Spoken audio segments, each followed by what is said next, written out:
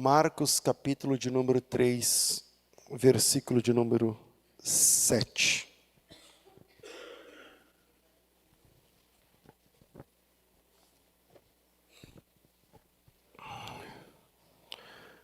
Esse texto vai terminar num versículo que você vai se assustar. O texto diz assim: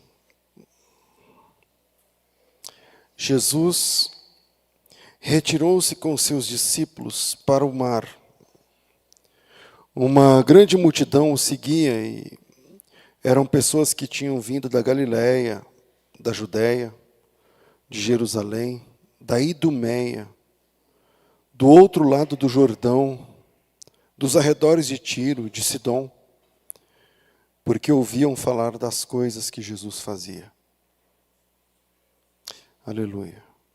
Então, recomendou aos seus discípulos que sempre tivessem pronto um barquinho por causa da multidão, a fim de não o apertarem. Porque Jesus curava muitas pessoas, de modo que todos os que tinham enfermidade alguma se esforçavam para chegar perto dele, a fim de poderem tocar nele. Também os espíritos imundos, quando o viam, prostravam-se diante dele e gritavam: "Você é o Filho de Deus." Mas Jesus advertia severamente que não o expusessem à publicidade. Jesus advertia severamente que não o expusessem à publicidade. Ler esse texto num ambiente que nós vivemos 2000 anos depois, onde tudo que nós fazemos é publicidade do nome de Jesus, parece um contrassenso, porque o texto termina com Jesus advertindo. Eu gosto da versão em inglês, da NVI, nesse texto, porque a versão em inglês diz que but they gave them strict orders. Ele está dizendo o seguinte: porém, Jesus deu ordens específicas, ordens extremas, ordens estritas, ordens diretas, dizendo que não era para envolver o nome de Jesus em alguma publicidade. E hoje a igreja é parte importante na sociedade. Nós gastamos dinheiro com a publicidade para falar de Jesus. Hoje a igreja é uma célula da sociedade que define uma eleição. Hoje, isso que eu estou falando, na nossa cabeça, a gente já fica pensando que igreja é o povo evangélico e que hoje é 2017 para cá, porque a igreja elegeu o Bolsonaro. Eu não estou falando da politicazinha pequena brasileira, não. Eu estou falando o todo. Quando eu falo o hoje, eu também não quero dizer em 2020, 2016. Eu estou dizendo que, quando o cristianismo se tornou uma religião oficial, isso no século IV da nossa era, é dessa igreja que eu estou falando, a igreja histórica. Não estou falando da igreja pentecostal ou neopentecostal brasileira. Estou dizendo que hoje, do tempo moderno, dos últimos séculos, a igreja se tornou uma parte importante, seja ela católica ou não, a igreja cristã como um todo. Eu estou falando do fenômeno da religião, da fenomenologia, eu estou falando do movimento cristão. Quando o cristianismo se torna uma religião, obrigado, meu irmão, e ela se torna uma religião oficial do império, eu tenho certeza, a partir dos livros que eu já li sobre a história da igreja, eu sou um apaixonado pela história da igreja, os nossos irmãos, pais da igreja, os nossos irmãos, doutores da igreja, comemoraram. Porque, tipo assim, aquele que nos oprimia, né, o Império Romano, agora se curva, agora se dobra, agora se dá a mão à palmatória, e o cristianismo, que era perseguido, vira a religião oficial do Império. Ora, quem está no calor das ações do momento, inegavelmente vai dizer, isso aqui é um milagre de Deus. É ou não é? Porque imagina que num dia está todo mundo sendo perseguido, não é bem assim, tá? Estou falando muito a grosso modo, mas num dia está sendo perseguido, cristãos presos, mortos, tal, não sei o quê. E no outro dia o cara tem um sonho, o imperador de Roma, ele tem um sonho com um escudo, não sei se você sabe a história. A partir daí, não é de um dia para a noite, tudo bem, mas ele tinha uma mãe já, a Santa Helena, né, que era já cristã, enfim, tem toda uma história aí, ele adere ao cristianismo. Então, eu imagino que quem estava na época ali vai dar glória a Deus, bater palma. Né? Tipo a gente, quando um presidente dá mais bola para a gente do que não. Só que o problema é que, e eu não sou de esquerda, vocês sabem, mas o problema é que, a partir daquele momento na história, em 325, no quarto século da era cristã, né, os pagãos começam a ser perseguidos e mortos pela igreja.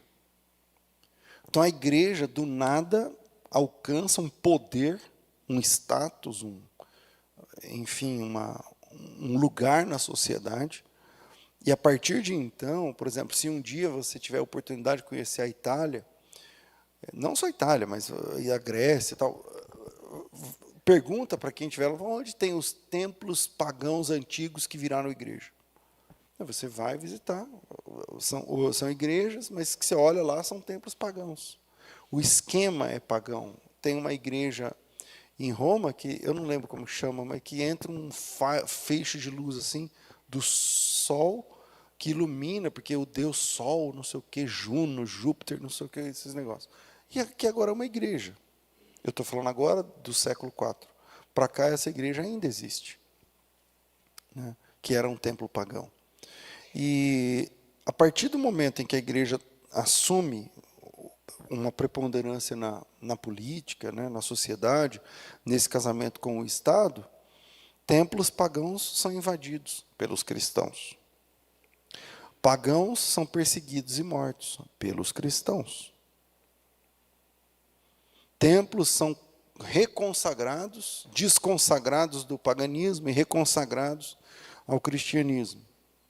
E essa fusão entre igreja e Estado causou uma desgraça tão grande que até hoje nós ainda sofremos resquícios no nosso modus vivendi que nós herdamos desse casamento de igreja com o Estado.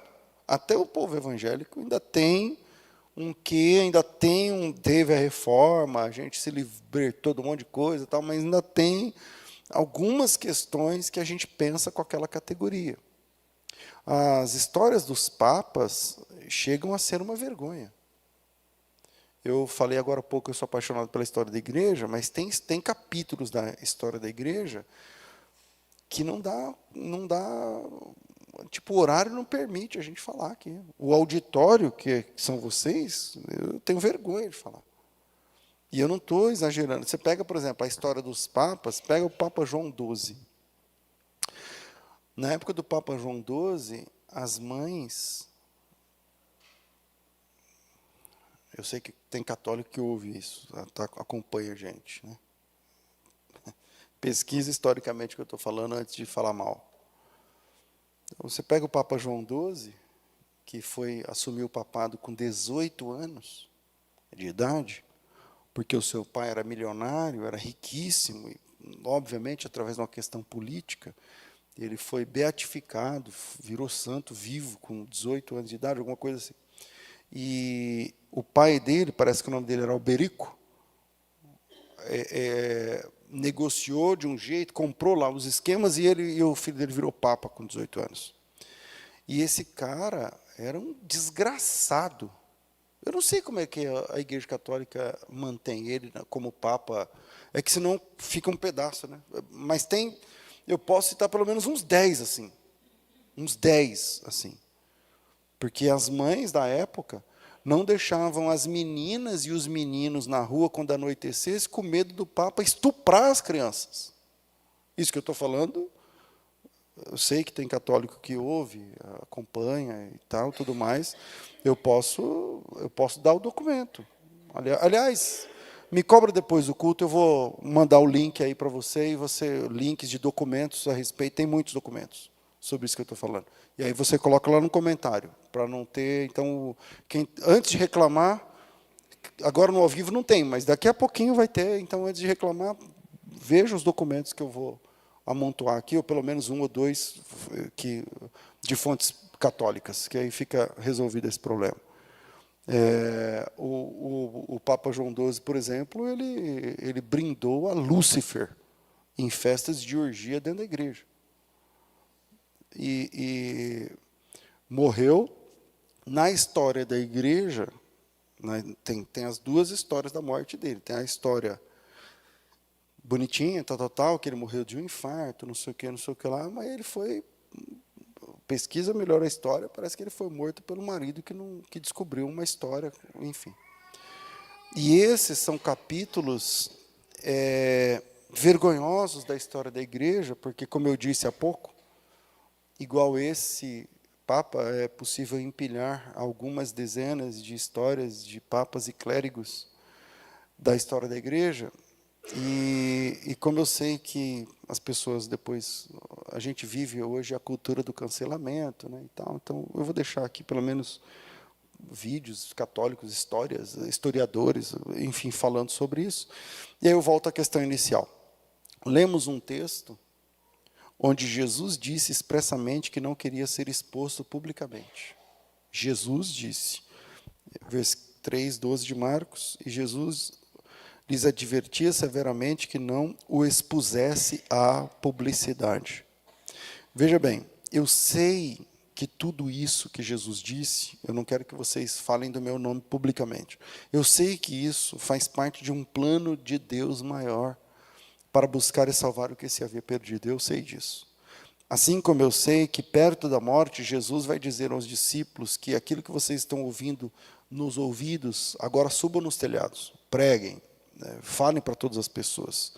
E eu sei que o nosso chamado é pregar o evangelho a toda criatura e fazer o nome de Jesus conhecido. Eu sei que a nossa missão é tornar Jesus conhecido. Mas como é que se desenvolve essa missão? Como é que a gente torna Jesus conhecido? Através de mega eventos. Como é que se desenvolve esse projeto de levar Cristo? Usando a rádio, a TV, a internet? Como é que funciona na prática essa ideia de levar o nome de Jesus avante? Dando uma aula? Dando aula, pregando expositivamente e não textualmente? Diante desse texto de Jesus, eu convido você a repensar sobre como nós estamos servindo a grande comissão. Sobre como é que nós, como é que eu, como é que você, como é que a gente estamos, né, melhorando aqui o português, como é que nós estamos seguindo avante com essa ideia de falar sobre Jesus. Porque, afinal, Jesus queria ser exposto à publicidade ou não? O que vocês acham desse texto? Não, está claro aí no texto. Só que, por um lado, ele manda pregar. E, por outro lado, ele ordena estritamente que não expusessem ele à publicidade. Eu não estou nem falando dos outros versículos, onde ele fala assim, não conta para ninguém. Porque ele está falando para um cara só, para uma pessoa só, ele curou, e tem todos os desdobramentos de cada momento que Jesus falou isso, ele parece que falou isso umas 4 vezes nos evangelhos.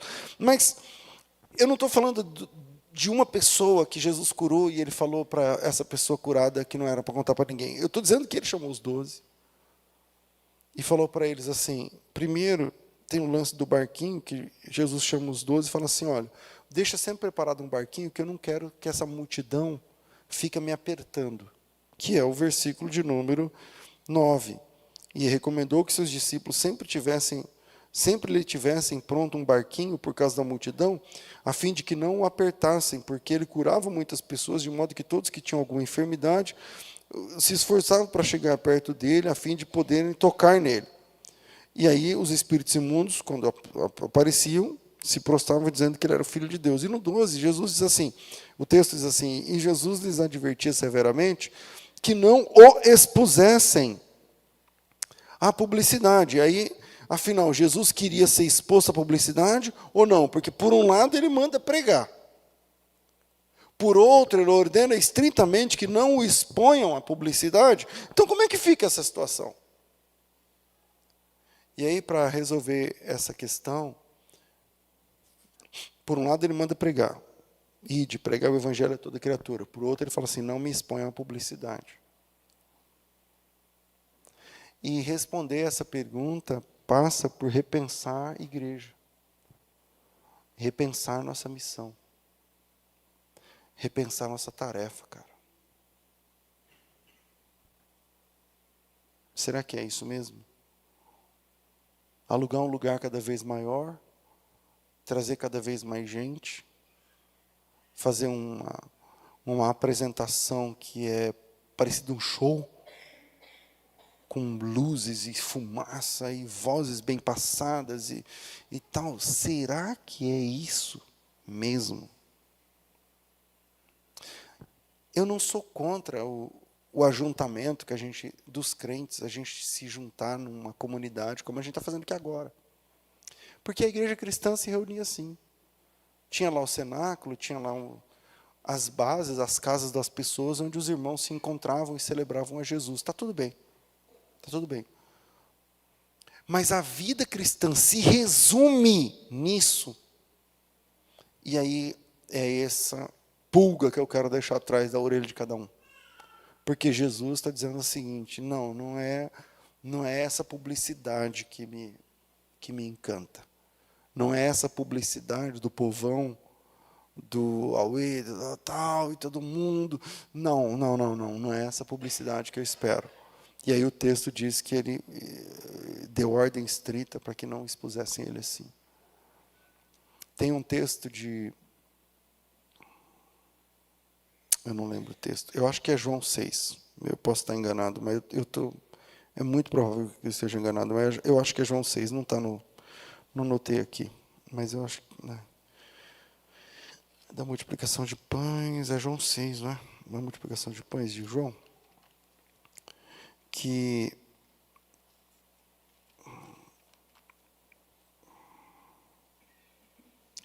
João 6. João capítulo 6, versículo 15. Jesus tinha multiplicado os pães, e olha o que diz o texto. Jesus ficou sabendo que estavam para vir com a intenção de fazê-lo rei, à força. A versão aí diz como? Com o intuito de arrebatá-lo para o proclamarem rei. E ele retirou-se novamente sozinho para o monte.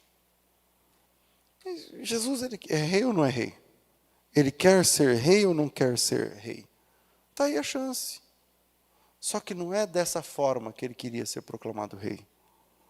Ele quer ser rei dos humildes. Ele quer ser rei daquele coração voluntário que abre a boca e diz, tu és o meu rei, o meu Senhor, o meu Salvador. E não é a força de todo mundo falar, o cara faz pão, o cara ele é um mágico, ele enfia a mão dentro do bornal do menino. Aqui não fala bornal, né? Como fala? Do picuá, da alforge do menino. E ele vai tirando pão. Tinha 5 pães lá dentro. Ele tinha 1, 2, 3, 4, 5. Quando ele enfiou a mão a 6ª vez, todo mundo arregalou o olho. E ele levantou de lá de dentro o 6º pão. E o 7º e o 8º. E ele multiplicou o pão para 5.000 homens. Os caras olharam e falaram, mas esse cara acabou, os nossos problemas acabaram. Esse cara tem que ser o rei, porque é pão, é cura, é bênção, é Deus perto de nós e tal. E aí, sabendo Jesus que estavam vindo, com o intuito de o arrebatarem, para proclamarem rei, ele foi para um lugar deserto e falou, não, eu não quero ser rei desse jeito. Então Jesus quer ou não quer ser conhecido? Sim, ele quer ser conhecido. Mas o como para Jesus é importante.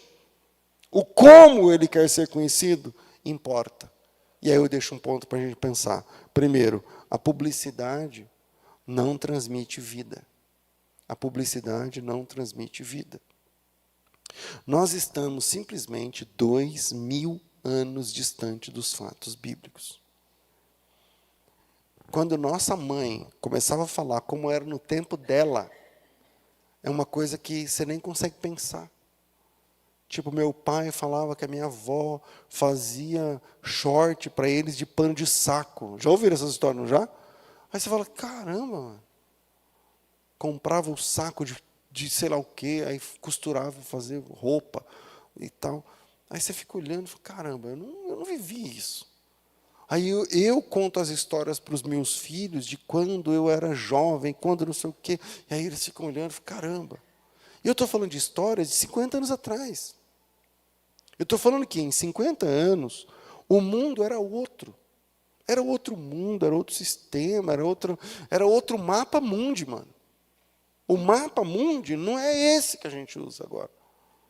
Você está entendendo? E 100 anos atrás, era outro mapa, era outro esquema. E 200 anos antes, era outro. E 300 anos antes, era outro. A Terra nem era redonda. E vai embora. Agora pensa, 2000 anos. Nós estamos distantes dos fatos bíblicos, dos eventos, 2000 anos. E para piorar, a nossa cultura é outra, a nossa língua é outra, a nossa cabeça é outra, nós estamos do outro lado do planeta, inclusive, não daquele mesmo lado. Nós somos do Ocidente, não do Oriente. E para piorar tudo, a gente não lê a Bíblia. A gente ouve as pessoas que falam da Bíblia. A maioria dos irmãos, hoje, em 2023, não lê a Bíblia. Eles vão de segunda mão.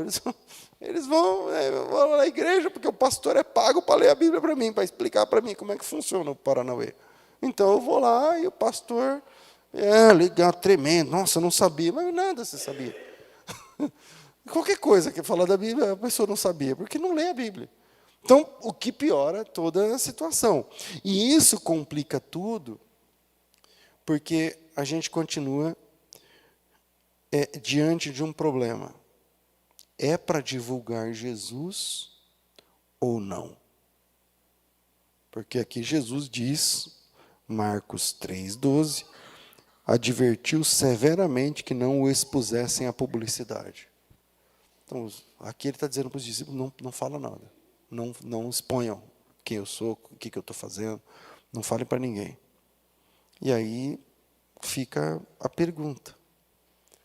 E essa pergunta, como eu, esses dias, lendo de manhãzinha a Bíblia, eu falei, caramba, e agora? Como é que faz agora com esse problema? E aí, bom, para responder essa questão, eu fui lá em Mateus capítulo 12. Em Mateus capítulo 12, nós temos uma outra câmera desse texto aí. A gente está trabalhando Marcos 3, a gente volta para ele já já. Mas lá em Mateus 12, o que eu estou chamando de outra câmera é porque é exatamente o mesmo momento. Porque aqui em Marcos 13, Jesus cura o homem da mão ressequida, da mão mirrada, né? E tal, e na sequência acontece isso. E isso também acontece em Mateus capítulo 12. Então, lá em Mateus 12, verso 15, deixa eu ver aqui. Mateus capítulo 12, meu irmão, vamos lá. Mateus capítulo 12, mais um minutinho. Não, verso 16, acontece a mesma coisa. Então, você vai ver a dinâmica é a mesma. Mateus 12, 9, ele cura o cara lá da mão ressequida na sinagoga, não sei o quê. E aí, no versículo 15, Jesus, sabendo disso, afastou-se dali, muitos o seguiram, e a todos ele curou, advertindo-lhes, porém, que não o expusessem à publicidade. Só que aí tem uma vírgula e o texto continua, diferente lá de Marcos. Por isso que eu estou dizendo, é uma outra câmera que vai ajudar. Não o expusessem à publicidade. Para se cumprir o que foi dito por intermédio do profeta Isaías. E aí ele cita o texto de Isaías. Eis aqui o meu servo, isso é um trecho de Isaías 42. Eis aqui o meu servo, o meu amado, a quem minha alma compraz, farei repousar sobre ele,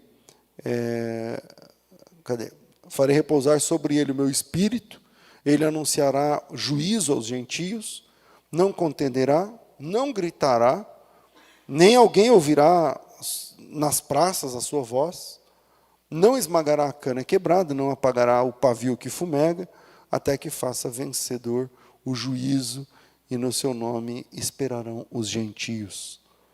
É lindo quando vejo uma promessa lá da Bíblia, lá no Antigo Testamento, funcionando aqui com Cristo, e em seu nome esperarão os pagãos, os gentios, nós.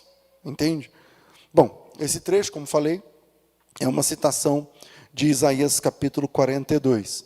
Agora vamos ler o texto de Isaías 42, para ver se bate com o que o Mateus colocou lá. O texto diz assim, versículo 1, são 4 versículos, diz assim: Eis aqui o meu servo, a quem sustenho, o meu escolhido, a quem a minha alma se compraz. Pus nele o meu espírito, ele promulgará o direito para os gentios. Não clamará, não gritará, não se fará ouvir sua voz numa praça. Não esmagará a cana quebrada. Outra versão fala trilhada. Trilhada. Não apagará o pavio que fumega. Em verdade, promulgará o direito. Não desanimará. Nem se quebrará até que se ponha na terra o direito. E as terras do mar aguardarão sua doutrina. Terras do mar é muito legal, porque ele está falando do além-mar, que o domínio desse servo de Jeová que ia chegar, iria ser um domínio de mar a mar. E aí, as incidências no texto de Isaías 42, eis aí o meu servo, a quem eu sustento, o meu escolhido. Eu não sei se essa palavra ali é Mashiach, mas se não for, é uma das variantes. A quem a minha alma se compraz. O texto que o Pai falou para o Jesus no batismo, né? Nele me comprazo. O que mais? Pus nele o meu espírito. Isso se cumpre também em Jesus, lá no momento do batismo. Depois do batismo, Lucas 4,18, o Espírito do Senhor está sobre mim, não sei o quê. Ele pregará o direito aos gentios. Quer dizer, ele vai ser a porta de salvação para os pagãos, para os gentios. Ele não clamará, ele não gritará, ele não fará ouvir sua voz na praça, em alta voz. Então Jesus não vai ser um pregador que fica esgoelando. Não. E ele não esmagará a cana trilhada ou quebrada, e não apagará, depende da sua versão, quebrada ou trilhada, e não apagará o pavio que fumega. E, gente, esse é o ministério de Jesus. Não é uma questão de praça. Não é uma questão de multidões. Não é uma questão de um grande ajuntamento. Não é uma questão de microfone. Não é uma questão de vida, não é uma questão de vida de pregador, de multidões, não. A gente está 2000 anos longe do fato. E aí a gente acha que ser crente é ajuntamento, é multidão, é microfone, é ensaio, é barulho, é música alta, é som, imagem, e o pau torando.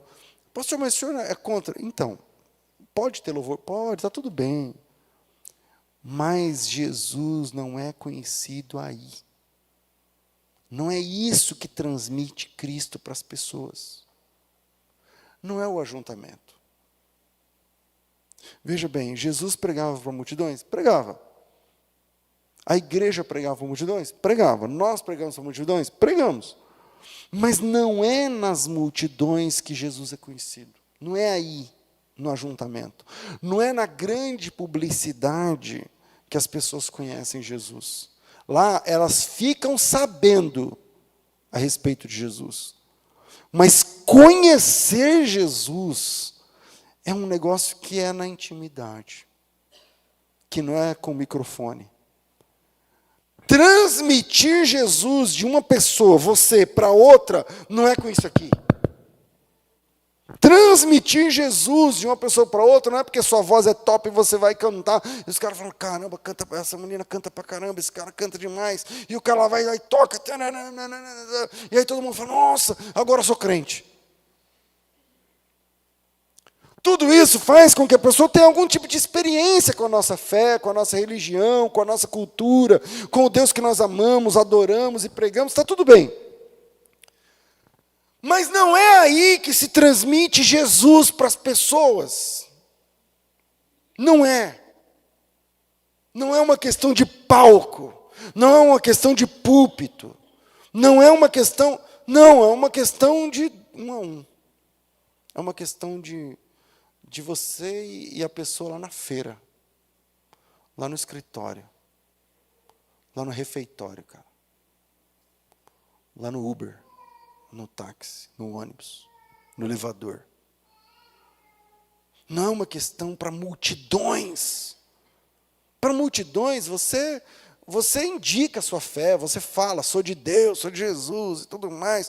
Ok, mas o texto diz, o mesmo texto que Jesus disse assim, ó, eu proíbo vocês, eu advirto severamente que vocês não me exponham à publicidade.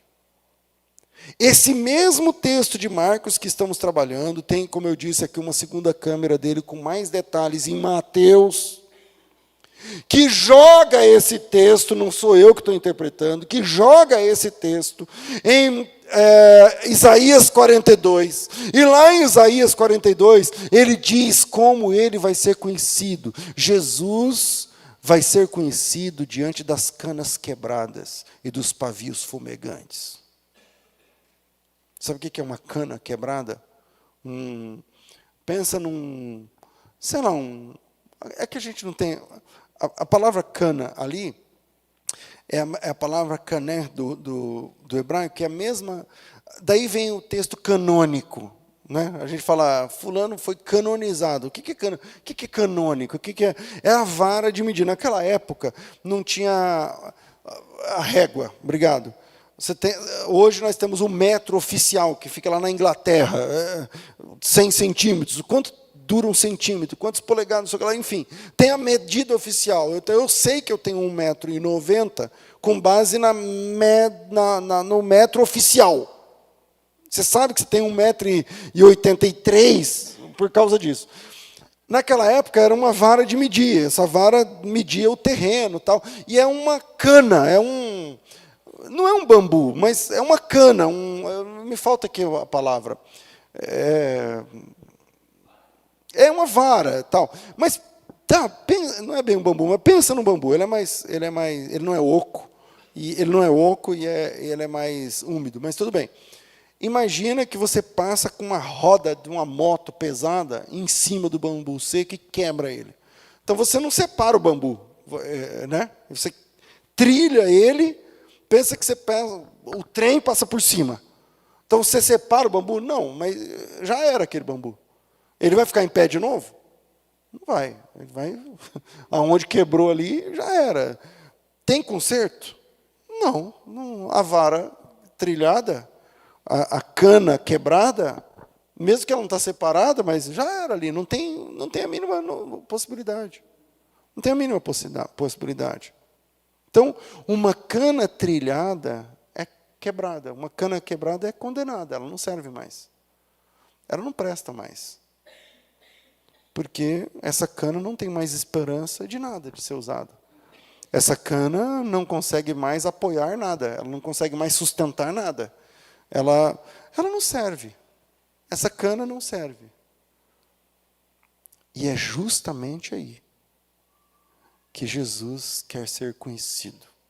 Não na multidão. Mas Jesus é conhecido diante das canas quebradas.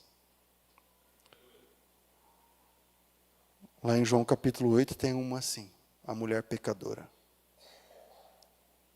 Enquanto Jesus estava pregando à noite no capítulo 7, dizendo, quem crê em mim, rios de água viva correrão, não sei o quê. Enquanto Jesus estava fazendo isso, a mulher estava na cama com um cara que não era marido dela. O texto, o último versículo do capítulo 7. Você sabe que a Bíblia não foi escrita em versículos, né? A gente que inventou. O último versículo do capítulo 7 termina assim. E o pessoal gosta até de usar esse texto para fazer brincadeira. Que o texto diz assim, foram cada um para a sua casa. Sabe o que esse texto quer dizer? A festa que durava uma semana acabou. E agora, beleza, todo mundo pode voltar aos seus afazeres.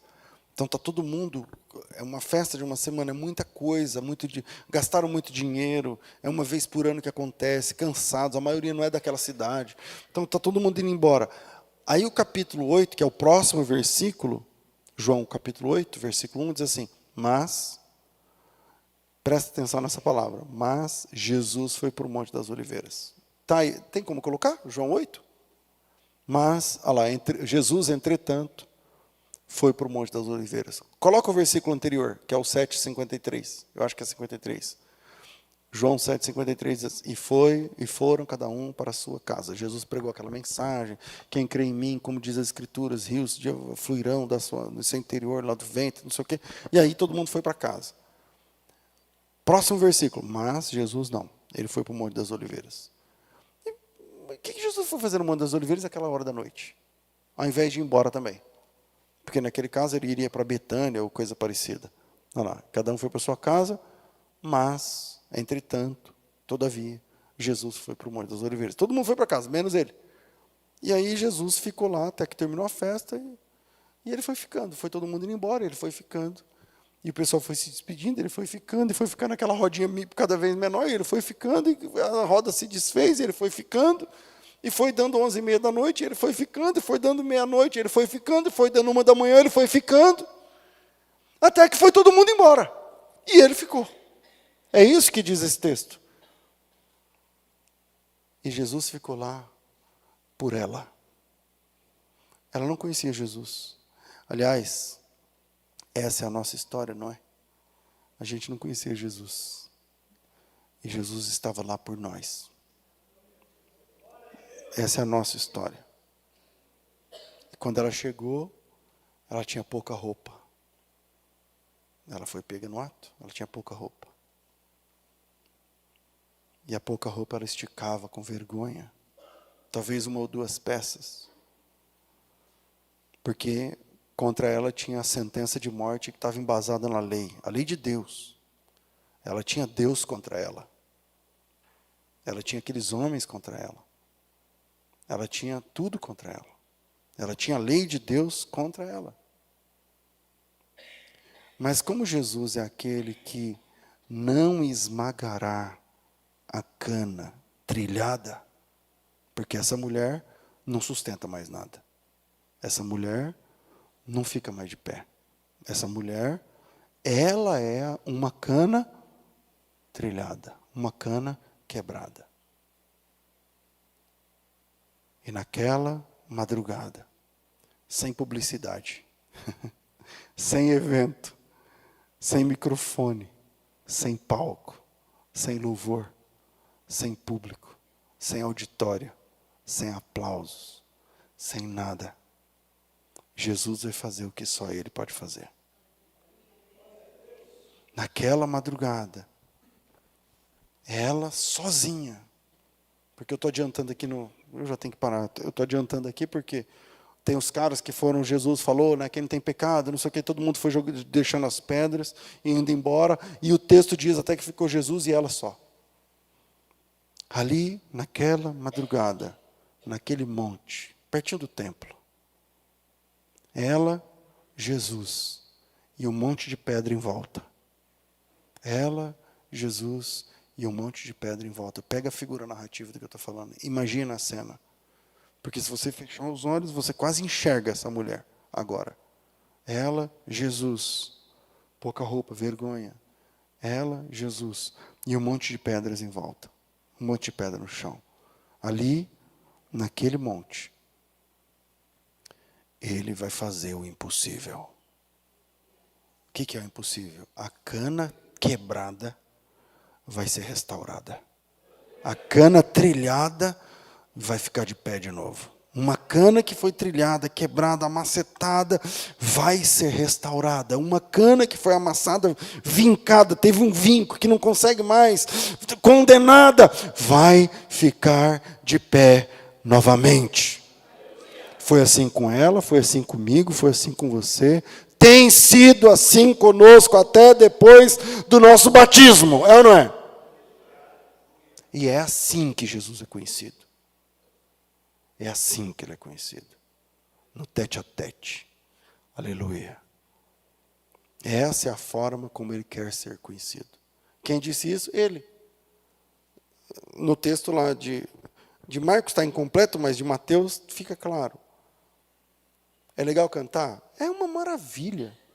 É legal adorar a Deus? Vamos embora adorar, vamos fazer evento cada vez maior. Conta comigo, com o meu tempo, com o meu dinheiro, com a minha possibilidade, com a minha autoridade. Vamos embora. Você está entendendo? Mas Jesus,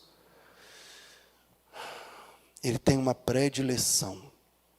E a predileção de Jesus é pelos marginalizados. É pelos quebrados.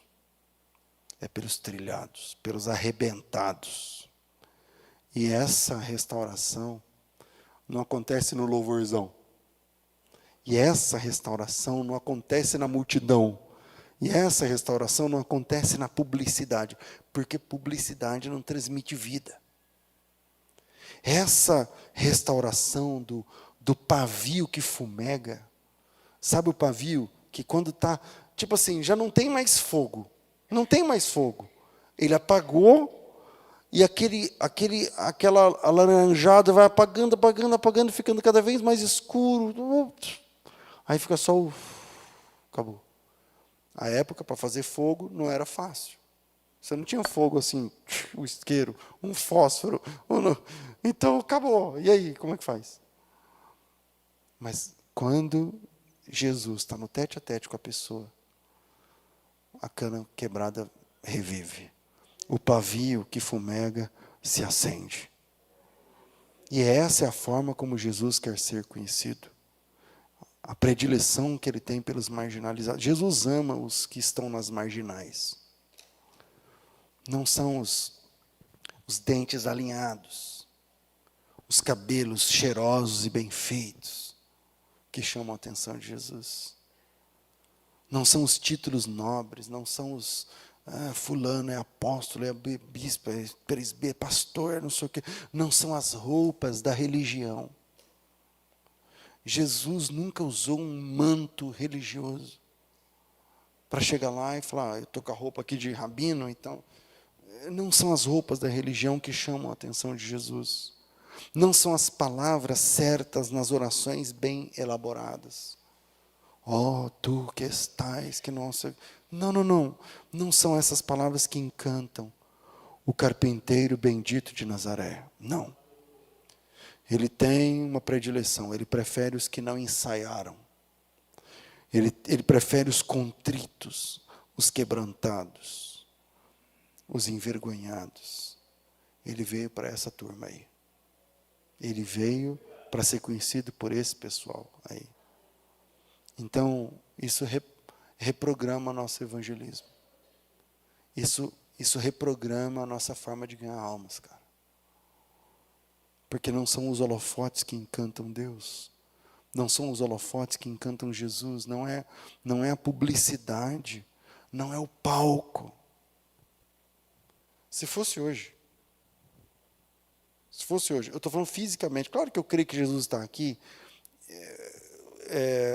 a presença mística de Cristo, onde tiver 2 ou 3, está tudo funcionando para mim, sou crente, está tudo certo. Mas se Jesus viesse fisicamente aqui, se a vinda de Jesus fosse hoje aqui, não estou falando na segunda vinda, não, estou falando de Jesus como pregador, o carpinteiro que ia de barco e tal, se ele viesse aqui nessa cidade de Campinas, essa noite ele não estaria aqui nesse palco. Nem de nenhuma outra igreja.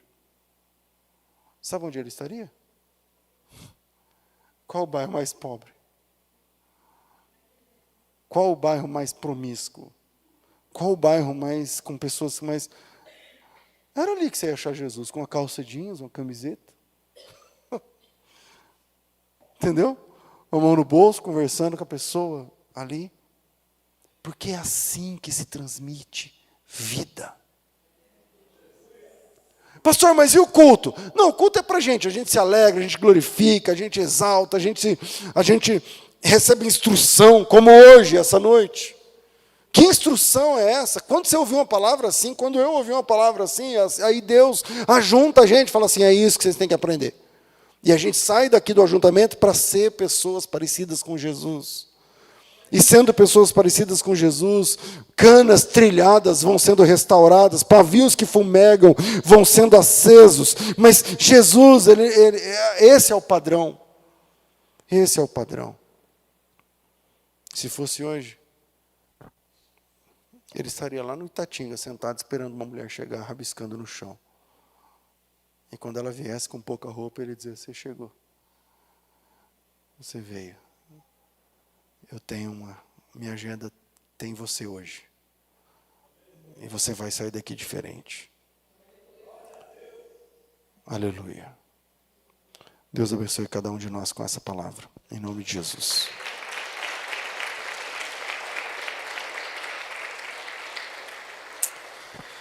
Meus amados e queridos irmãos, vamos ficar de pé, por gentileza.